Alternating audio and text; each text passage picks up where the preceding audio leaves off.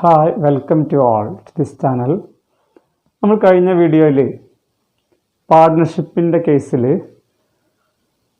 Fluctuating മെത്തേഡിൽ എങ്ങനെ capital account ഉണ്ടാക്കാം എന്ന് പറഞ്ഞു. പാർട്ട്ണർഷിപ്പിൽ ക്യാപിറ്റൽ അക്കൗണ്ട് രണ്ട് രൂപത്തിലുണ്ടാക്കും. ഒന്ന് ഫ്ലക്ച്വേറ്റിംഗ് മെത്തേഡ്, രണ്ട് ഫിക്സഡ് മെത്തേഡ്. ഫ്ലക്ച്വേറ്റിംഗ് മെത്തേഡിലൂടെ ക്യാപിറ്റൽ അക്കൗണ്ട് തയ്യാറാക്കുമ്പോൾ എങ്ങനെയാണ് ചെയ്യേണ്ടത് എന്നാണ് നമ്മൾ പറഞ്ഞത്. ക്യാപിറ്റൽ അക്കൗണ്ട് ക്രെഡിറ്റ് സൈഡിൽ ബാലൻസ്, ക്യാഷ് എന്നെഴുതും. പിന്നെ salary, commission, interest on capital, profit. Debit സൈഡിൽ drawings, interest on drawings. Total ചെയ്യുന്നു, ബാലൻസ് ചെയ്യപ്പെടും, ബാലൻസ് CD എന്നെഴുതും. അത് ക്രെഡിറ്റ് സൈഡിലേക്ക് വീണ്ടും ബാലൻസ് ബ്രോഡ് ഓൺ ചെയ്യും എന്ന് നമ്മൾ പറഞ്ഞു. ഇനി ഫിക്സഡ് മെത്തേഡിൽ, രണ്ടാമത്തെ മെത്തേഡിൽ എങ്ങനെയാണ് ക്യാപിറ്റൽ അക്കൗണ്ട് തയ്യാറാക്കുക എന്നാണ് നമ്മൾ പറയുന്നത്. ഫിക്സഡ് മെത്തേഡിൽ ക്യാപിറ്റൽ അക്കൗണ്ട് തയ്യാറാക്കുമ്പോൾ പ്രധാനമായിട്ടും രണ്ട് അക്കൗണ്ടുകൾ തയ്യാറാക്കണം. ഫസ്റ്റ് ക്യാപിറ്റൽ അക്കൗണ്ട് വരക്കും. സാധാ പോലെ ക്യാപിറ്റൽ അക്കൗണ്ട് വരച്ചിട്ട് ക്യാപിറ്റൽ എത്രയാണോ കൊണ്ടുവന്നത് അല്ലെങ്കിൽ ബാലൻസ് ഉള്ളത് അത് ക്രെഡിറ്റ് സൈഡിൽ ഫസ്റ്റ് എഴുതും. ബാലൻസ് അല്ലെങ്കിൽ ക്യാഷ് എന്ന് എഴുതിയിട്ട് കൊണ്ടുവന്ന ക്യാപിറ്റൽ എഴുതുക. അഡീഷണൽ ക്യാപിറ്റൽ കൊണ്ടുവന്നാൽ വീണ്ടും ക്യാഷ് എന്ന് എഴുതും. ഈ ക്യാപിറ്റൽ മാത്രം നമ്മൾ ക്രെഡിറ്റ് സൈഡിൽ എഴുതും. ബാലൻസ് അല്ലെങ്കിൽ ക്യാഷ് എന്ന് പറഞ്ഞിട്ട് കാണിക്കുക. എന്നിട്ട് ടോട്ടൽ ചെയ്യുന്നു. അത് ഡെബിറ്റ് സൈഡിലേക്ക് എഴുതും, ബാലൻസ് ചെയ്യും, അതേ ബാലൻസ് കിട്ടും.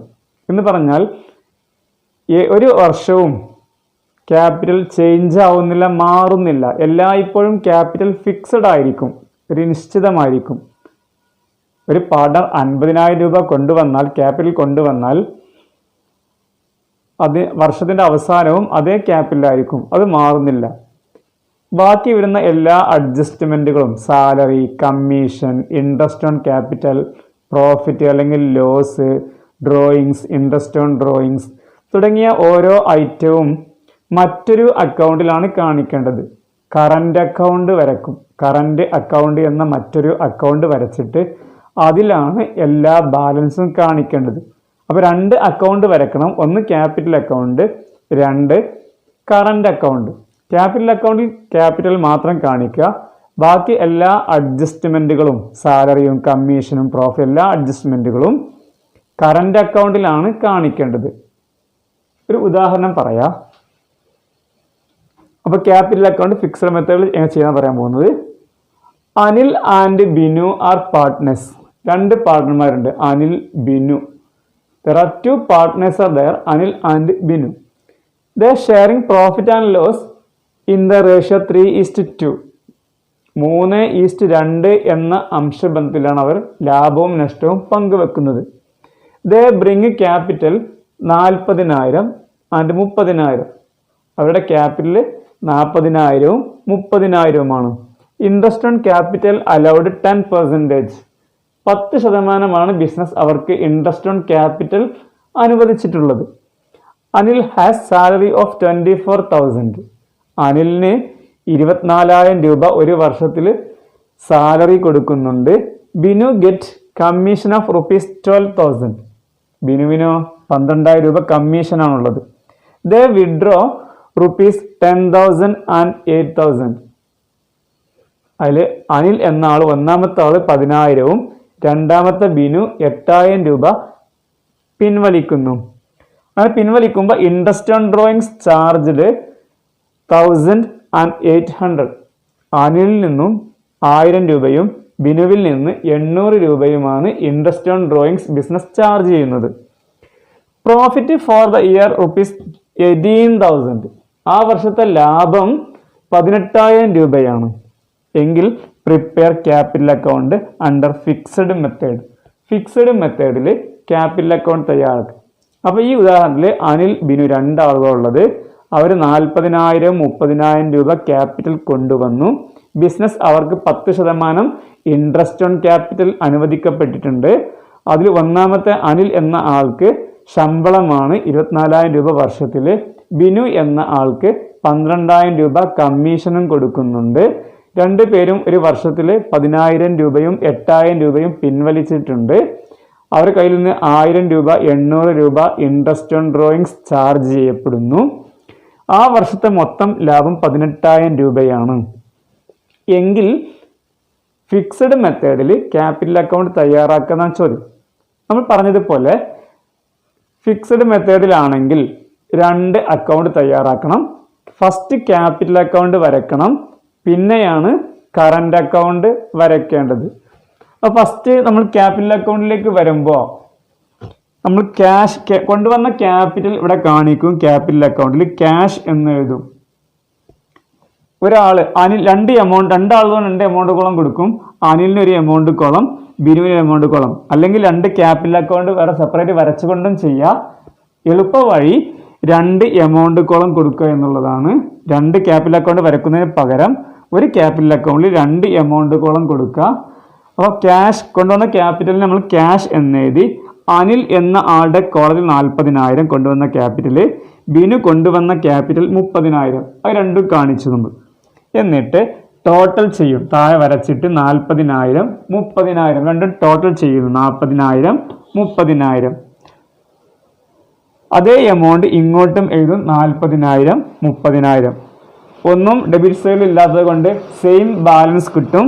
Balance carried on 40,000 30,000. അത് മറുഭാഗത്തേക്ക് ബ്രോഡ് ഓൺ ചെയ്യുന്നു.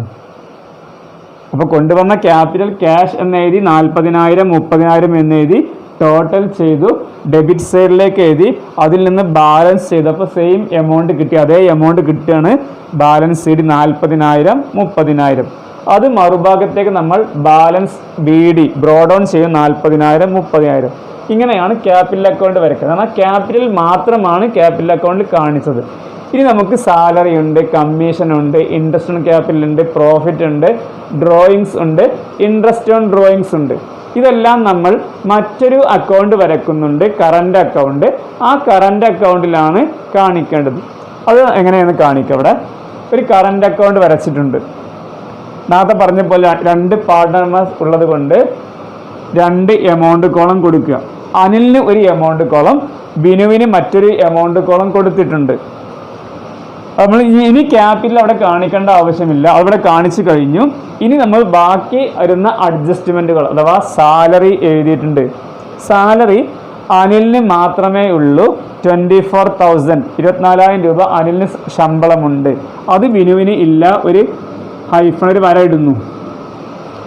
കമ്മീഷൻ, രണ്ടാമതിൻ്റെ കമ്മീഷൻ, അത് അനിലിന് ഇല്ല, ബിനുവിന് മാത്രമേ ഉള്ളൂ. 12,000 രൂപ.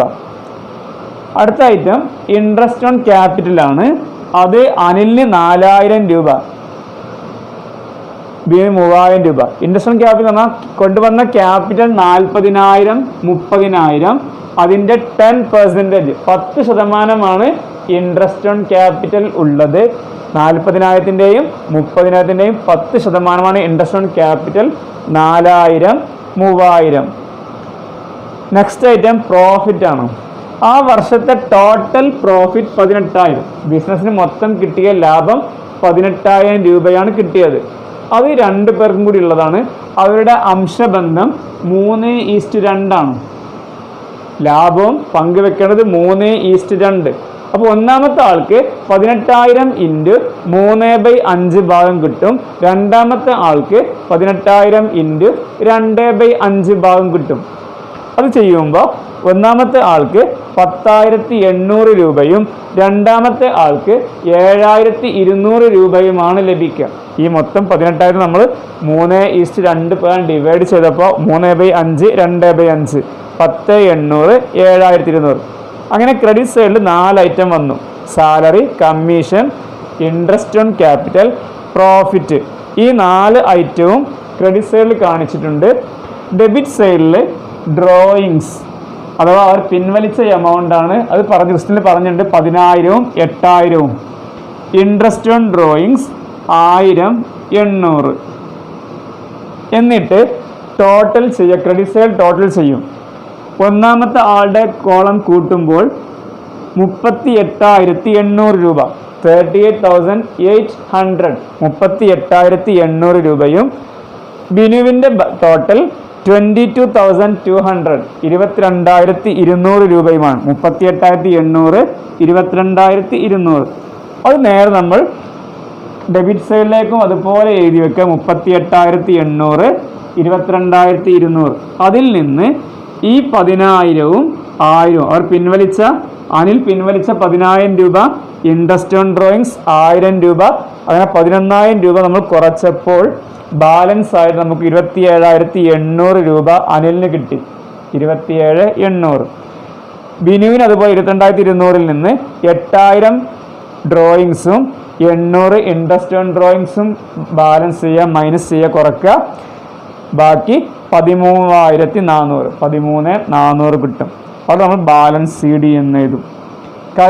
നമ്മൾ കഴിഞ്ഞ വീഡിയോയിൽ ഇത് ഒന്നിച്ച് വരച്ച് ഒറ്റ അക്കൗണ്ടാക്കി വരച്ചിട്ട് ക്യാപിറ്റൽ ഫസ്റ്റ് എഴുതി, പിന്നെ salary, commission, interest on capital, profit എഴുതും, ഡ്രോയിങ്സും ഇൻട്രസ്റ്റ് ഓൺ ഡ്രോയിങ്സ് എഴുതും, ടോട്ടൽ എഴുതും. അതിന് പകരം ആ വരുന്ന ഐറ്റംസിനെ 2 അക്കൗണ്ട് ആക്കിയിട്ട് ക്യാപിറ്റൽ മാത്രം ക്യാപിറ്റൽ അക്കൗണ്ടിലും ബാക്കി വരുന്ന എല്ലാ അഡ്ജസ്റ്റ്മെൻറ്റുകളും കറണ്ട് അക്കൗണ്ടിലുമാണ് കാണിക്കേണ്ടത്. ഇങ്ങനെയാണ് ഫിക്സഡ് മെത്തേഡിൽ capital account തയ്യാറാക്കേണ്ടത്.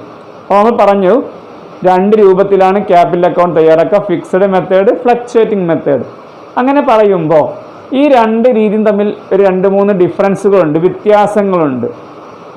Difference between fluctuating method and fixed method. First ഒന്നാമത്തെ ഡിഫറൻസ് എന്ന് പറയുന്നത്, ഫിക്സഡ് മെത്തേഡിൽ ഫിക്സഡ് മെത്തേഡിൽ 2 accounts are prepared. In fixed method 2 accounts are prepared: capital account and current account. 2 accounts are prepared: capital account and current account. But in fluctuating method only 1 account, that is capital account, is prepared. That is the first difference.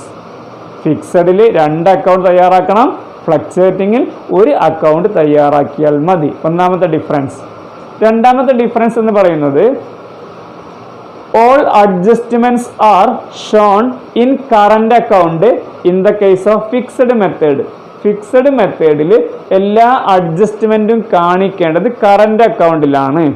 But in the case of fluctuating method all adjustments are shown in capital account.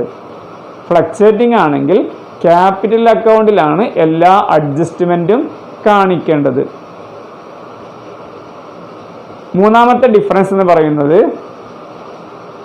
In the case of fixed method it should be shown in the deed. ഡീഡിൽ കാണിക്കണം.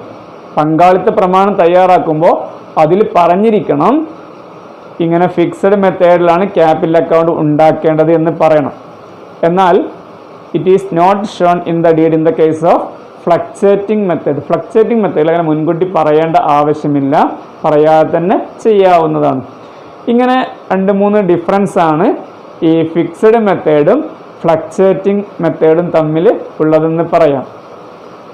Okay, അപ്പോൾ ഈ ഭാഗം നിങ്ങളൊന്ന് വ്യക്തമായി പഠിക്കുക, clear ചെയ്യുക.